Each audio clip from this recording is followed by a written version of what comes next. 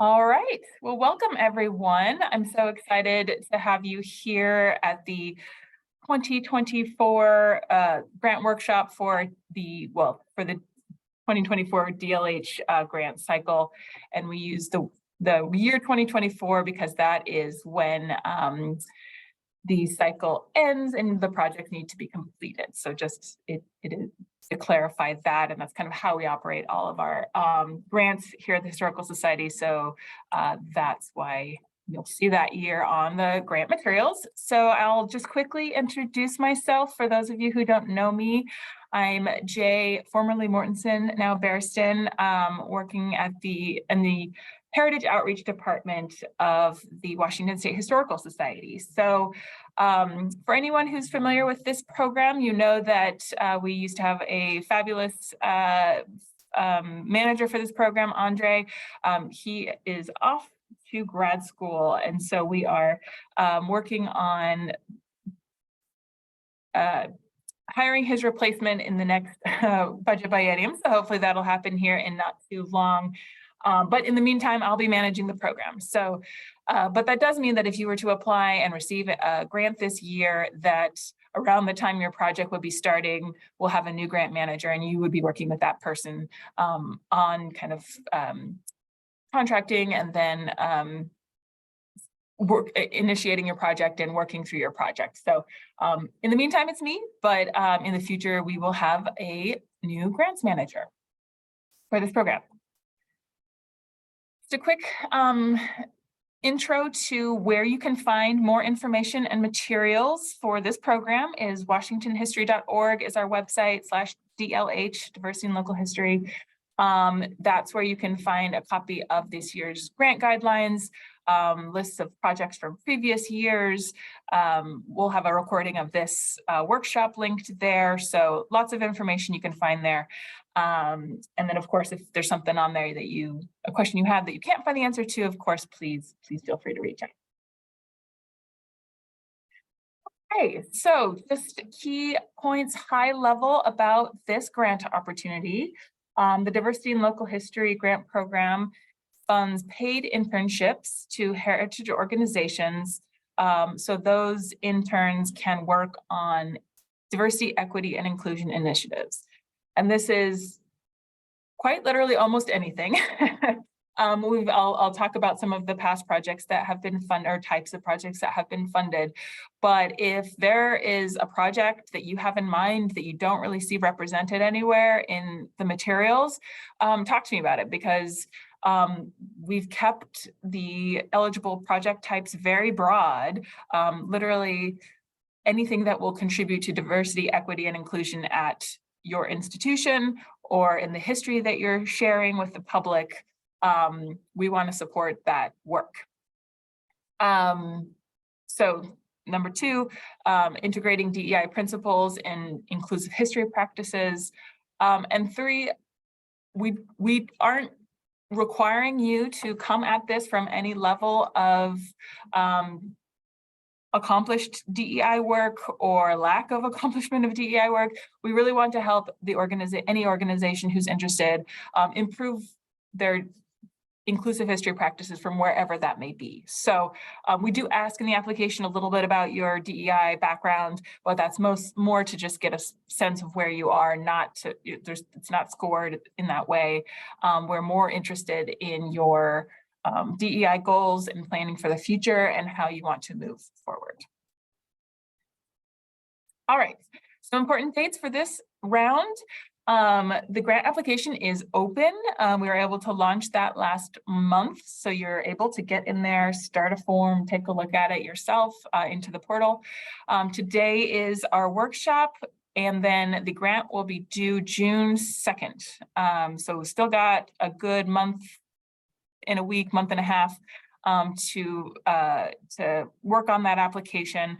This is bumped up by a couple of weeks from last year, particularly to give our reviewers a little bit more time to review those applications and just give us a little bit of time to process all of that. We do plan to announce grant recipients in July, depending on when that reviewer meeting gets scheduled. And then contracting will begin with the selected applicants. This is a very important piece of information. Your interns cannot begin any work until you have a signed contract with the Washington State Historical Society. If they begin on a date that is before the date your contract is signed, we cannot reimburse those hours. And we've had several applicants make that mistake. So I don't want anyone to make that mistake. If you have extra funds you want to pay them to begin sooner, that's fine, but you can't use any state money to pay an intern before your contract is signed. So once the grants are announced, there's another step of getting under contract before your intern can begin their work. So once you are under contract, which hopefully we'll get you all under contract right away in July, so work can begin right away. From July to June 30th of next year, 2024, is the time for project work to occur. So it doesn't matter to us kind of what part of that almost full year you're having the intern work. If they've got time this summer and they want to get it all done by August of 23, great. As long as the hours are spent on the work that was agreed upon in the contract, that's great. If you want to take the whole year and have interns working, that's fine too. It's more, we just wanted to try to widen the window of work so that there's more flexibility for you and the intern to discuss a schedule that will work. Another point is that we're happy to fund more than one intern. So if you're able to kind of get one intern for a first phase of a project and then a second intern for a later phase, you know, early next year or early next summer, that's fine too. So you've got about, well, depending again on when your contract gets executed, about a whole year to kind of work on the project and work with your intern. So as I mentioned, June 30th, 2024 is the deadline for completing the grant work, and then you'll need to submit your final reports. Okay, so Dylan, I see you have a question. Go ahead. Yeah, really quick. You said you could fund more than one intern. Is that within one application, or you submit an application, lap up, and then apply in another iteration for another intern? Great question. Nope, you can do it all in one. We are interested in the scope of work of the project itself. And in the application, we do ask how many interns you're anticipating, will be working the number of hours that you're requesting to be funded. But we've actually found in a couple of past rounds that, interns sometimes get busy and have other projects. And so we've had folks start with one intern and that intern says, sorry, can't keep going, and then they'll pull on another intern. So even if you only put one intern in your application and you end up needing to hire a second, that's fine. We just want to get an idea of what you're envisioning for your project at this point. For the contracting purposes, we're contracting with you for a scope of work, and then you will be working with an intern kind of independently of us to get that scope of work completed. So there's quite a bit of flexibility there, but great question. Thanks. All right, so eligible applicants include nonprofits, tribal organizations, and local government entities. So as a city, or county, or a town government entity that have a mission to preserve and interpret history and heritage. So this is a little bit more limited than some of our other programs, such as Heritage Capital includes anyone who owns a historic building. This program is more specific to organizations that are doing the work of preserving and interpreting history, not just owning a historic building. So there really does need to be a mission component to be eligible for this program. And as far as interns are concerned, we do have some minimum requirements, even though you will be managing the intern recruitment process for your project. They need to have been enrolled or recently graduated from an institution of higher education, which can include a university, community college, trade school, any type of training or education. And we expanded that from last 2 years, from 2 years to 5 years. So we're trying to widen that window of opportunity for recently graduated folks, and then be residing in Washington State. So because we're a Washington State program. So one big difference this year from previous years is that we will not be accepting intern applications through our portal this time around. We found that we didn't get as many responses as we wanted. It caused kind of a lot of administrative work on our end to try to manage that and distribute that information to grantees and organizations. And a lot of the interns ended up just contacting folks directly anyway, because they are ambitious and self-directed folks, and they would just kind of do that anyway. And we found it was just very redundant. So we are not having an intern application through the Historical Society. All interns will be directed to contact you, directly, and we'll still help promote and get the word out, and we'll want to help y'all with that recruitment process. But ultimately, it will be just between you and the intern, discussing the project, offering a position or a contract, at your discretion. So that is one fairly large difference from previous years. Yeah, Kate. I was just wondering, have you ever had an intern position go unfilled? Like no one wants the job someone's offering, and what would happen? Great question. Yes, unfortunately that has happened. And typically when that happens, the organization just declines the grant funds. So we don't like to see that. We'll work with you and we'll try to help recruit as best we can. We do find that folks have a lot of more success with local recruitment. So UW has a really great museology program in Seattle, and we typically get a little bit of traction there for organizations that are not too far from Seattle, but really focusing on local colleges, schools, or even folks who are maybe home for a summer, that type of thing is really been a really successful route for folks. All right. Good questions, and it's nice to be able to answer them as they come up within the topics. So please keep them coming. All right, so what kind of projects are eligible for this program? With the caveat of what I mentioned earlier, as far as I'm sharing ideas and of projects that have been proposed, but there may be more project types out there that you could think of that I'm not presenting here, and that's totally fine. And if you want to, pick my brain about it or discuss it, I'd be more than happy to. Yeah, there could be a lot more options, but we have found in the last 2 years that proposed projects have kind of fallen into 3 basic categories.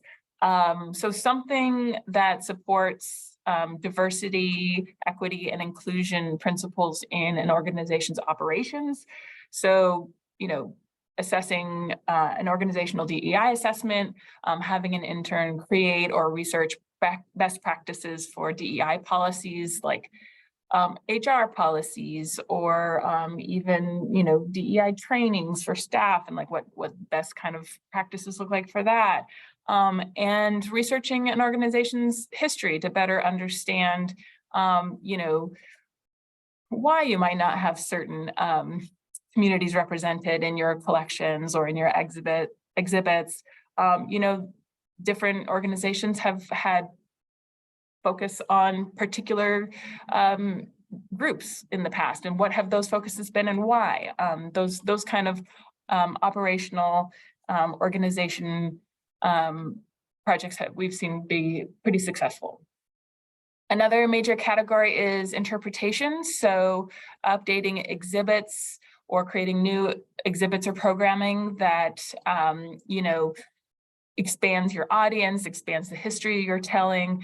We've seen this in, signage for historical parks or something like that, that shows stories of a wider history that you're sharing, or consulting with, we have tribal nations here, but it could be any community that you're not currently serving, that you want to better connect with and build relationships with. You have to be pretty intentional about this with an intern project, because you want, of course, your organization to have a long-term relationship with any communities that you're trying to connect with, and an intern is going to inherently be, temporary. Although we have seen interns get hired by organizations, which is very exciting. So you want to be intentional with how that's done, but an intern can kind of go a long way in doing outreach and setting up meetings and conversations and doing research that will be relevant to the community that you're wanting to talk to. And then another big bucket that we've seen is collections work. So we've had several projects do auditing of their collection, either the language that is like literally the descriptions of the objects can be problematic in the past, or auditing the content of the collection, who's represented, who's not represented. And then we've had a couple really exciting active collecting projects. So oral histories of, more diverse communities, people in your community today. Those have been really exciting too. So again, I want to reinforce, if there's other projects that you're thinking of, or you have an idea of that don't fit neatly into these categories, let me know. Let's talk about it. We have just sort of seen this pattern emerge over the last 2 cycles. So it's helpful, I think, for folks to have kind of an idea of what other folks have been able to do. But again, if you have other ideas, I want to hear about them. So I want to point out a few grantee responsibilities, things that I want to make sure that you're aware of, expectations that we have of you as a potential, an applicant, a potential grantee for this program.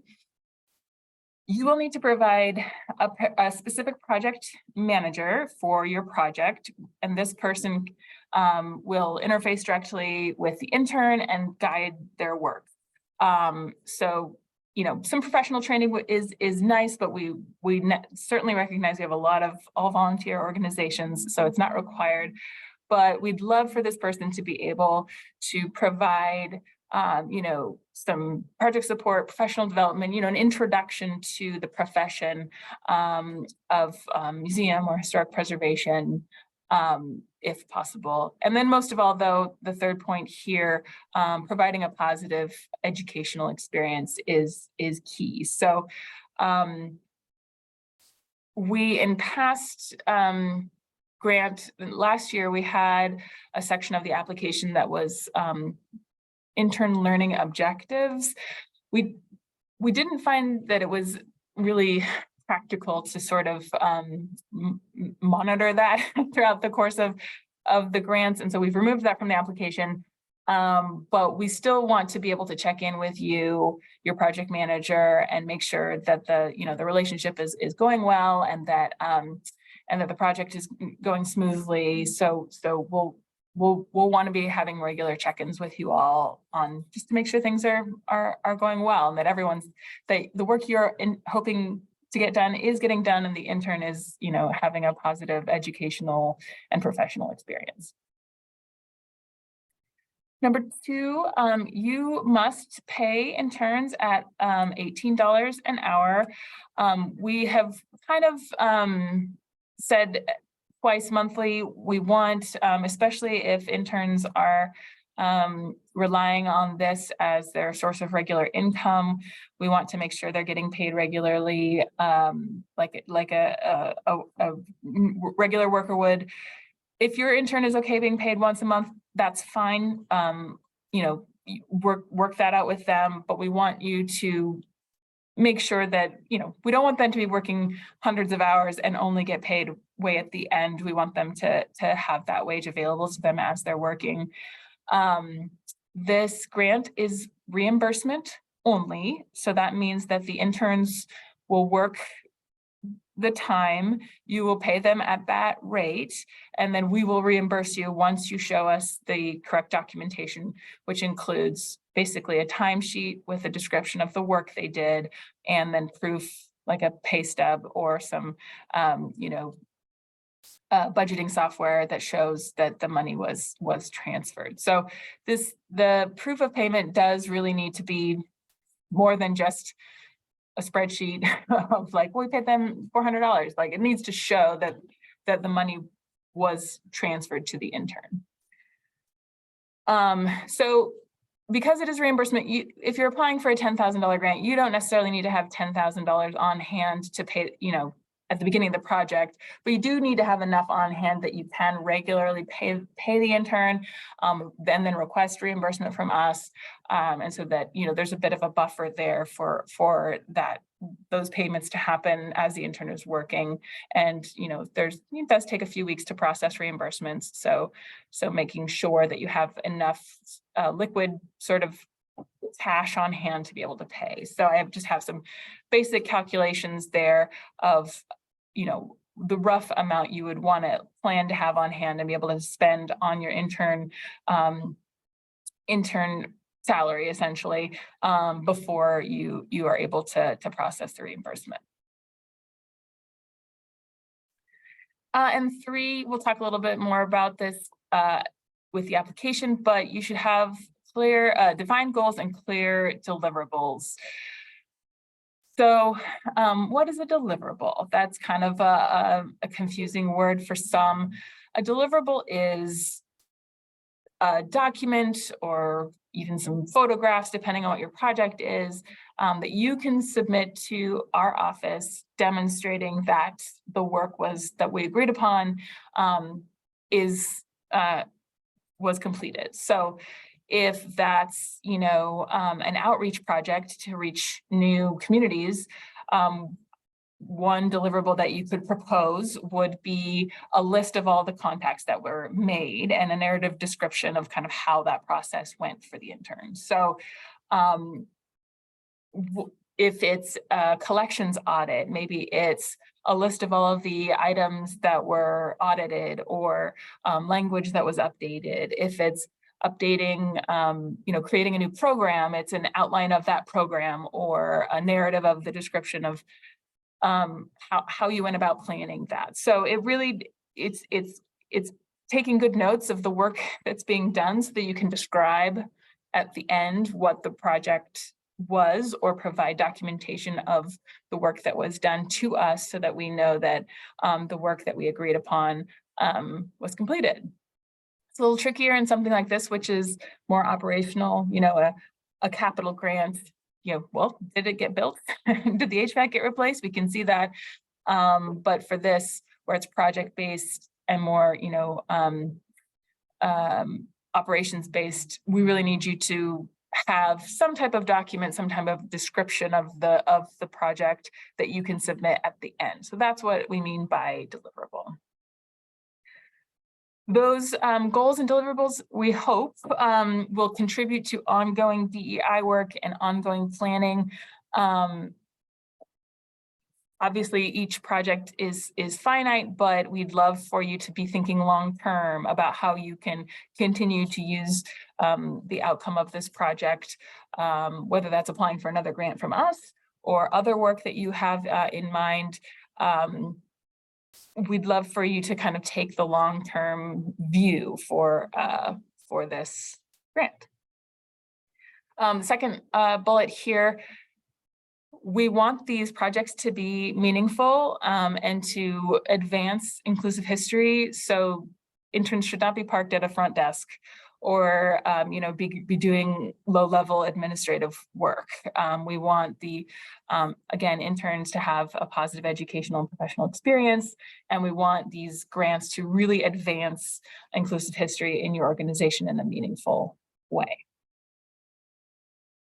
Okay, looking at the application process, the criteria for the application has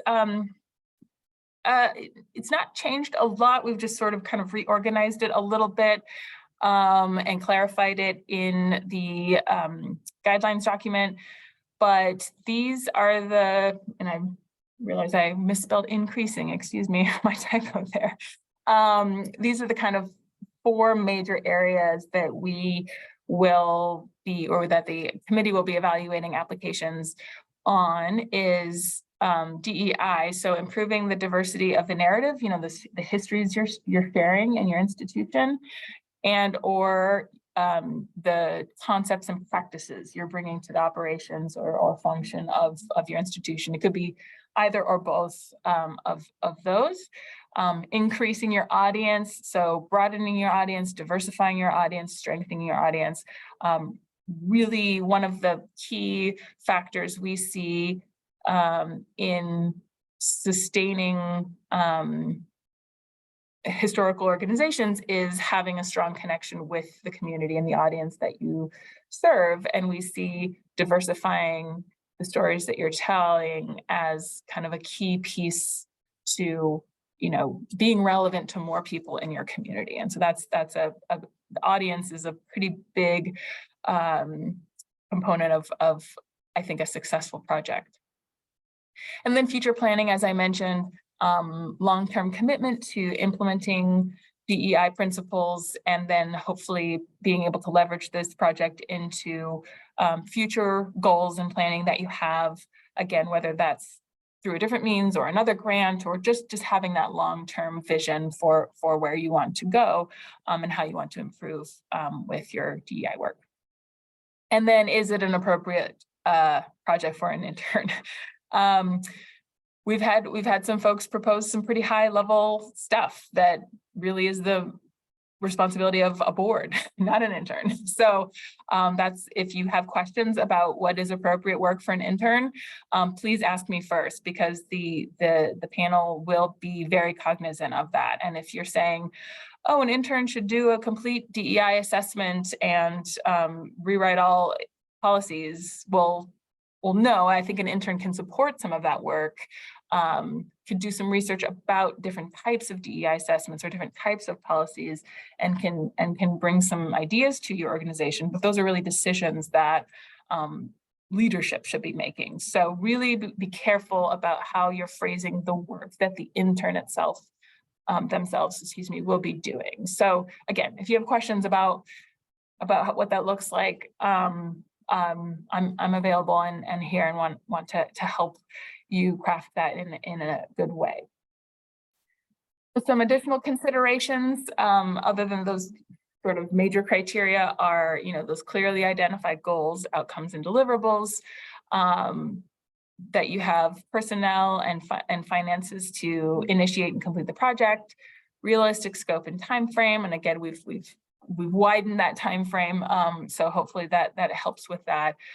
Geographic distribution, and then of course general quality and completeness of the application. These are just other considerations of the committee. All right, well, the next thing I want to do is an application walkthrough, but maybe I'll pause and see if there are any questions about what we've covered so far on kind of the higher level topics and criteria. I have one that I suspect I know the answer to. Okay. Good morning, by the way. I just jumped in when you and Jennifer were talking. Sorry.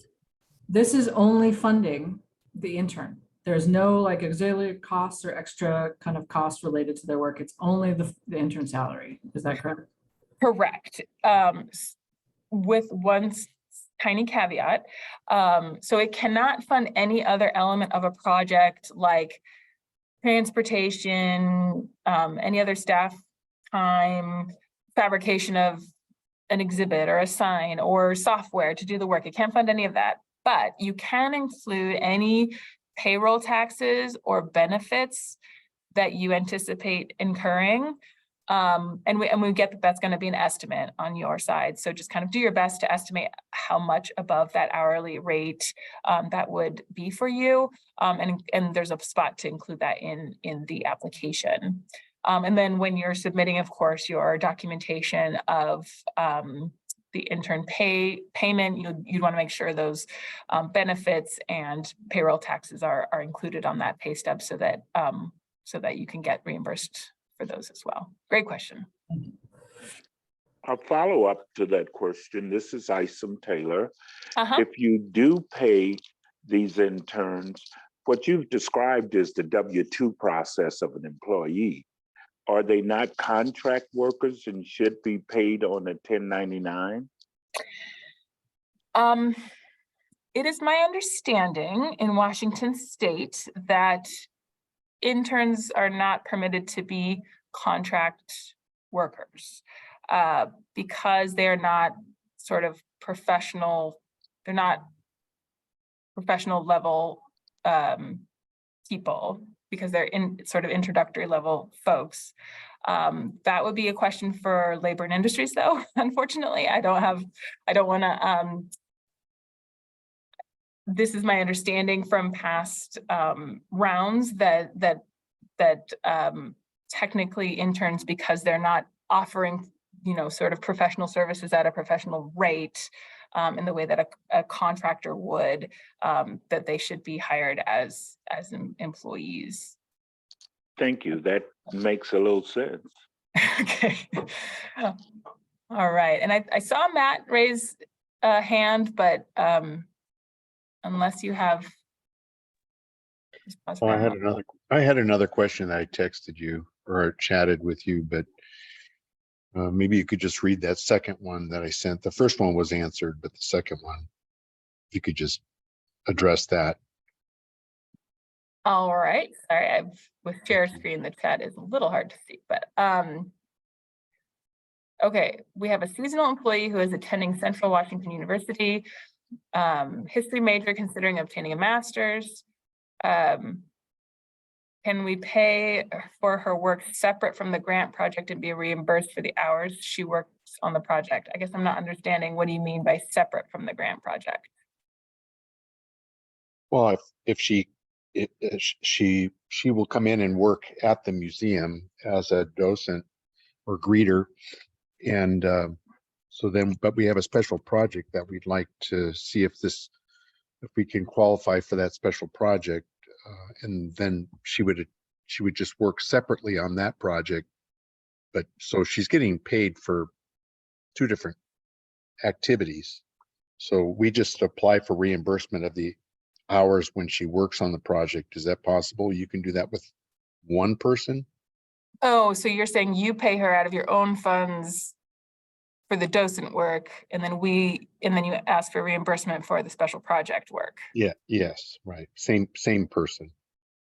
Yeah, I think that could be appropriate. Of course, you'd want to make sure she carefully tracks all of her hours and what she's working on, because the sort of docent greeter role would not be appropriate for this program. Oh yeah. But yeah, I think that could be all right. Yeah, it's not a possible location within the museum for anyone to work on special projects anyway, so it would be done outside of the museum. So it would be very, it'd be very clear what she'd be working on would be project related. Got it. Yeah, and remote work is perfectly fine. So if anyone is recruiting an intern who is working remotely, some projects don't allow for that, especially like collections projects. Folks really need to be in the collection space, working on that. But some like outreach projects, maybe the intern doesn't need to come into the museum every day, and so there's a lot of flexibility there, as long as it works for you and for the project. Okay, I'll chat with you separately on that, Jay. Okay, great. Thank you. So I see another question from Isam in the chat. Will an intern working on existing historical writings be extended into AI type presentations for increasing the shareability of historical legacy information for various age target groups? Might need a little more information about this, but it sounds right. Sharing more histories and sharing more information about more groups. It sounds eligible. then there's something that I will discuss with you separate so we can kind of share more detail. Okay, that sounds great. Yeah, we can definitely get into the details more. All right, Dylan. I was curious about if we're working on a project with a partner.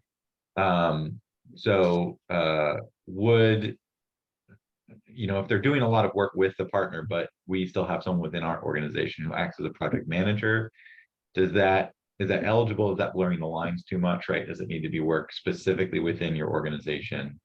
Yeah. I think a project, oh, sorry, go ahead. No, go for it. Project partners are totally fine. What we will need to pay, the applicant needs to be the person who will be paying the intern. So because we will have a contract with an organization to accomplish a specific scope of work in exchange for, and the grant money is in exchange for the compensation to the intern. So if there's other organizations involved in the project and they're spending some time at that organization's facility or with some of that organization's staff in the effort to accomplish that scope of work, great. Yeah, that's fine. We just need to have sort of that fiscal responsible party be the person who's contracting with us. So great question. Okay, we've got about 20 minutes left. I do want to get to a quick walkthrough of the application. So the application is only digital. You must complete it online. It's in what we've dubbed the Heritage Portal. So if you go to washingtonhistory.org/portal, and the link is all over. Creating a new login can take a day or two. I have 2 to 3 here to give myself some space, but they do have to be manually approved by myself. And so sometimes that takes a day or two. Usually I can get on it pretty quickly. So each person in the organization who is planning to be a part of the project or work on the application should have their own login. The system actually works really nicely in that each person can have their own login and look at the same materials and edit materials. And it's helpful too, if everyone has their own login, we can see who hit the submit button and who created this, who's working on this report. Like it shows who's working in there. And so that's helpful from our perspective to know who's the right person to ask a question to if something comes up. So each person should have their own login to the portal, and then you can all be connected to the same account for the organization and that application document. So that's something to keep in mind. And then of course, applications can be saved and revisited as often as needed within the portal. So, okay, let's jump to the portal. So this is the landing page for the portal. And you'll see, if you're new to the portal, you'll see create an account now right here. And there's I have this introduction and training video if you need a little bit of assistance setting up that account. It's pretty straightforward. Just kind of fill in your information and hit submit. But the video is there for you. I'm going to go ahead and sign in with my Aretha account. She's my test account. So this is the landing page you'll see once you log in, once your registration is approved and you're able to log in. And along the side here, you'll see kind of all of the profiles or sections for navigation. So you've got the landing page here. If you haven't been in the portal in a while, it would be really helpful if you go ahead and click on your organization profile, make sure all of this information is up to date so that we have, the best information for you. And likewise, under people, you can click on your own user profile and make sure that your contact information, your phone number, is correct in your user profile. And each person will have their own user profile, like I said, when you register your own account.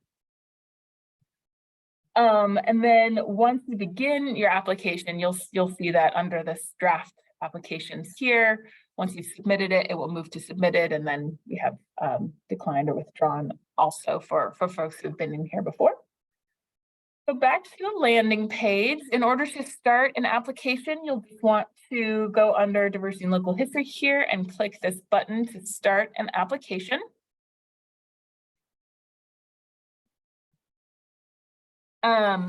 So it will pull up this this form, and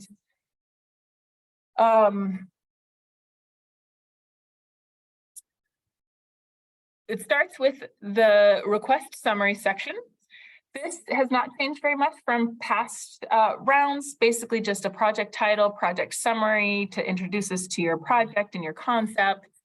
And then here is where you'll calculate the number of hours, number of requested interns.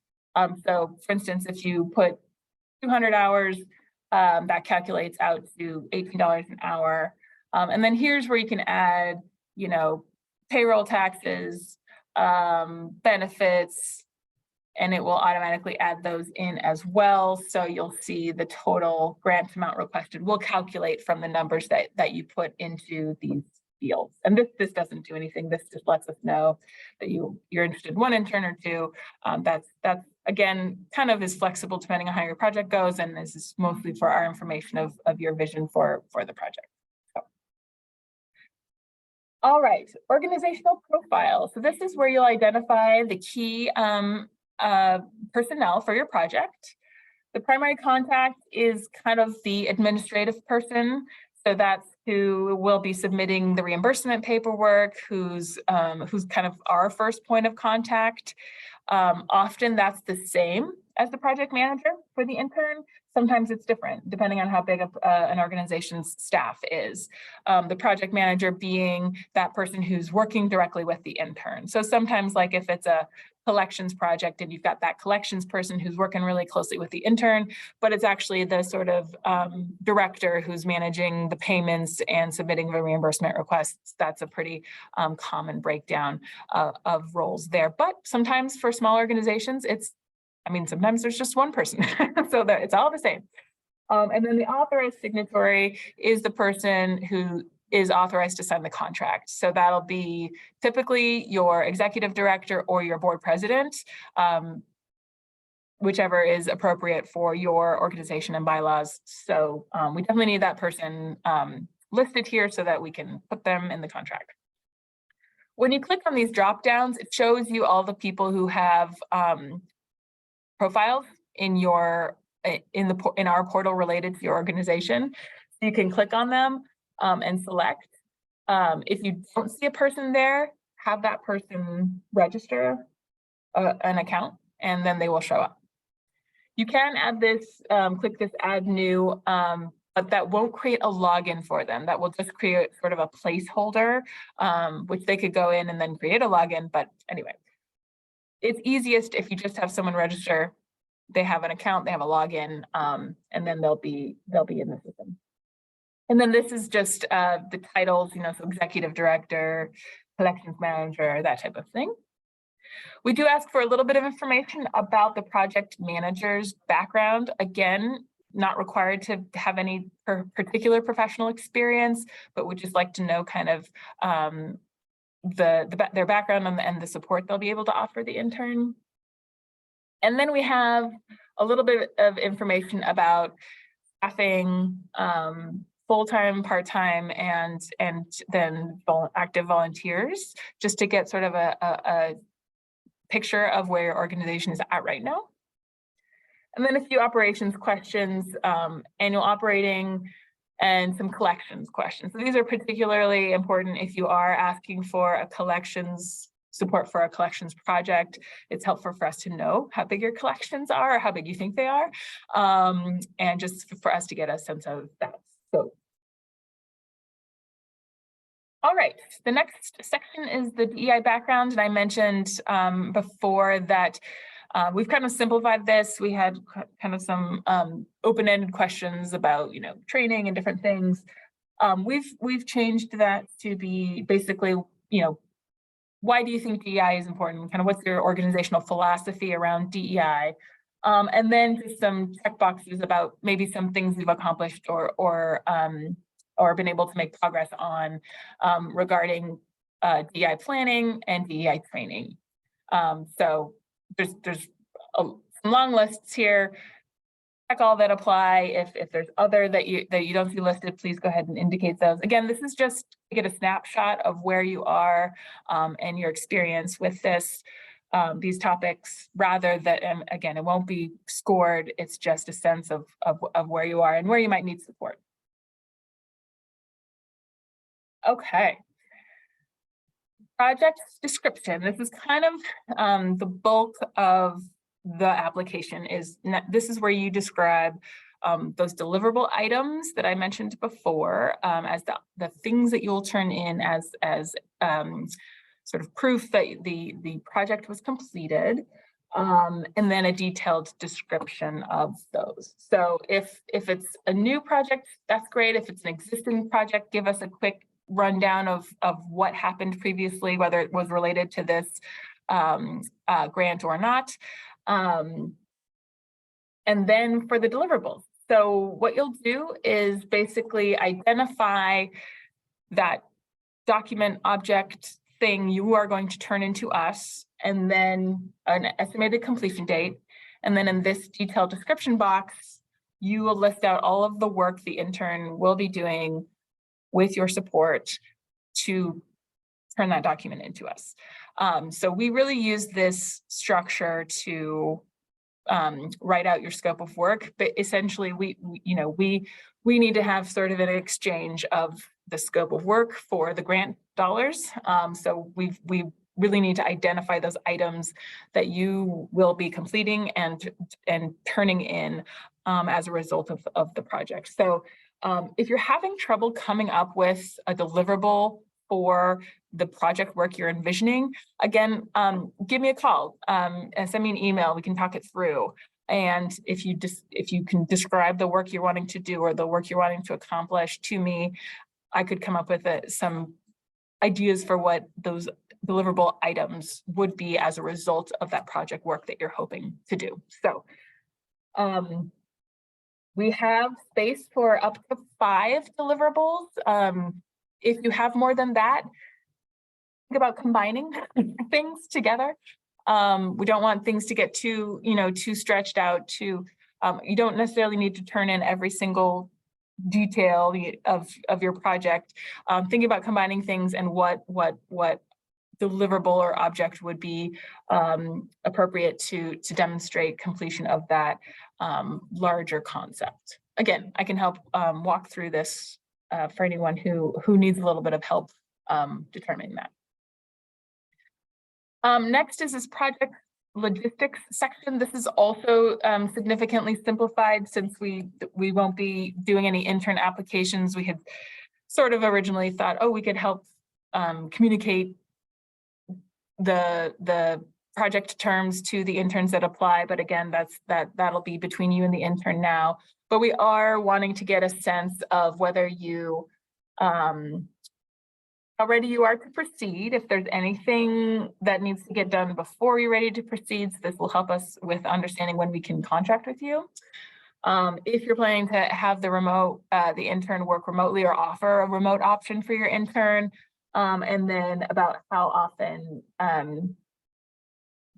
excuse me, how many hours per week that you're planning for the intern to work. And that's more about so we can anticipate what type of reimbursements will be coming our way.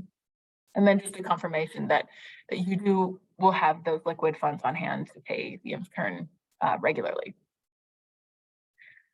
All right, the project impacts is kind of another, so the deliverables are the heart of the scope of the project, and the impacts are kind of the heart of the evaluation of the project. So we've reduced this from 4 to 3 to really hone in on the questions that the committee is interested in hearing about. So these 3 relate directly to those criteria that I reviewed earlier. Improving the diversity of your narrative or your operations, expanding, diversifying, or strengthening your audience. And then what kind of future planning DEI goals that you have and plan to, how does this project slot into that? So be thoughtful about these. This is, kind of the bulk of the evaluation. Of course, the deliverables themselves and the project logistics itself will be applicable to that question about whether it's appropriate for an intern. And then these are kind of the purpose of your proposed project and how you're envisioning it.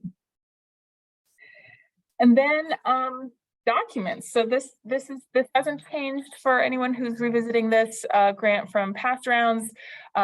Just basic organizational profile type documents with a sort of documentation that you have funds on hand. So a letter from your director, or if you want to submit a budget, that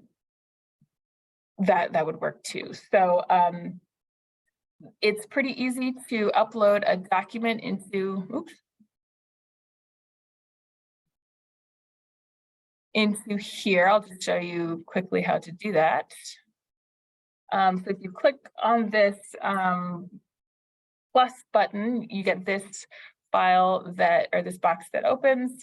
You drop the document in there. It takes a minute to load.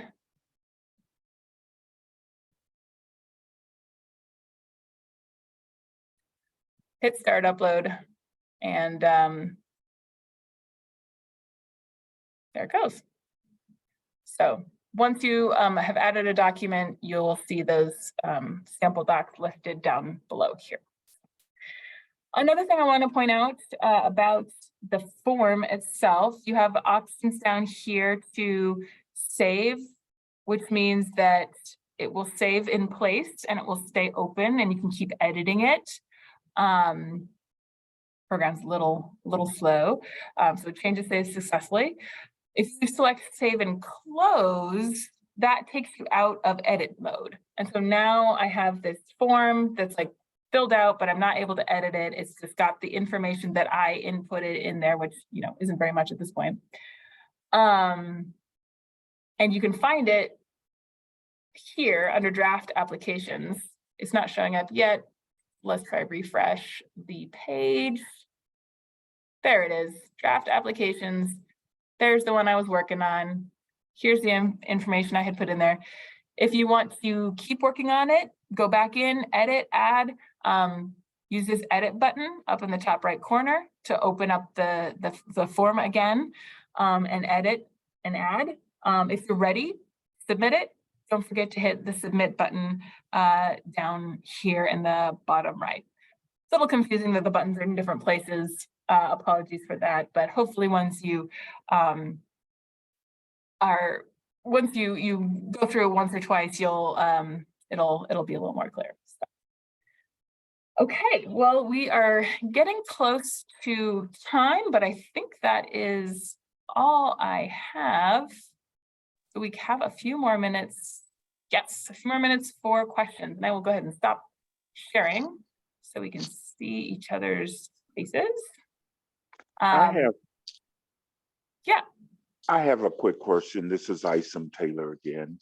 Once you submit it and you submit your application, you find significant impact to change that, can you go in and edit it prior to the deadline? No, so I would recommend just saving it until the deadline. I take that back. If before the deadline, if you've submitted it, I can send it back to you. Yeah. You could submit it. If you think that there's any chance that you might want to go back in and edit it again, though, it might be best just to not quite submit it until a little bit closer to the deadline. But yes, we see it on our side of the portal, and if there's some big thing that comes up that you want to add or change before the deadline, we can send it back to you so you can edit it again. But you can't do that yourself. You'd have to contact us, and we'd have to send it back to you through the portal, the admin side of the portal. Thank you. All right. I see a couple folks have to hop off. That's totally fine. See you later. Definitely give me a call or email if you need anything. I think we can hang around for a couple more minutes for a couple more questions I see Anne has a question in the chat. If the intern must be an employee of the institution, not a contract employee. We normally hire students as contract employees, so just want to make sure I'm understanding this correctly. That's my understanding. And again, I'm not an expert in labor laws in Washington. So if you have more detailed questions about that, I would definitely recommend asking Labor and Industries about that. But that is my understanding. So sorry, I can't give you a better answer than I think so. But yeah, all right. All right, one more question. Yeah, Kate. I don't know quite know how to ask this. How, obviously the best person to do a DEI grant is a person of color. Yeah. But how do you say that and not, you know, get in trouble? Well, I think, yeah, I think you have to be open to all applicants in the process of seeking for an intern. But I think you can, one thing that we've discussed is valuing lived experience as a sort of asset to the position. And a person's lived experience as a person of color is, you know, it may not be able to be accurately, or if it, you know, it doesn't quite fit on a resume, you know, but as you're considering your applicants, that could be just something that you think about, and that you, you know, prioritize in your search. So. Okay. Okay. Well, thank you, everyone. I'm excited for this upcoming grant round. I feel like as I said, we'll be hiring a new person to manage the grant hopefully soon. So there'll be a little bit of a transition piece there, but we've been through 2 rounds now, and I'm feeling like we're getting our feet under us. This, again, program's still relatively new, but we're excited for a 3rd round. Please reach out with any questions that you have, and we'll be in touch. All right, thanks everyone.